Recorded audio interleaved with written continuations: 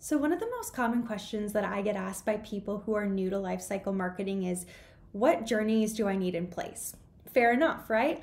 So I was speaking with a colleague about this, and we both agreed that while the real answer is you really need to map your customer journey to see what's best for your business, generally speaking, most brands have journeys in place across kind of 5 main categories or buckets. So let's run through those. The first category is related to welcoming and onboarding new users. Now, that might be somebody who has submitted one of your lead forms and you're just welcoming them in, or it might be somebody who's actually stepped into a trial or freemium and you need to onboard them. The second category would be related to ongoing content delivery or nurture. The idea here being to stay front of mind by providing value through useful resources.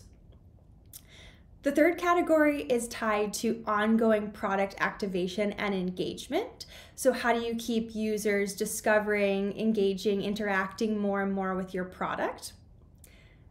The next category would be tied to customer loyalty or retention. So how do you keep users around and becoming stickier? And finally, you have an reactivation category. So whether those are dormant users or churned customers, how can you get folks back in and using your product? With these 5 kind of categories in mind, usually the follow-on question is, right, but where do I start? So you can ask yourself 3 questions to kind of quickly suss that out.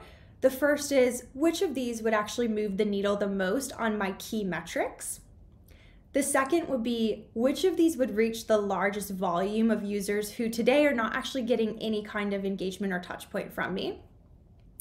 And the third would be, which of these would be the easiest to get off the ground with the fewest amount of resources to get there? So let me know what you think. Let me know what advice you would give to people who are new to lifecycle marketing.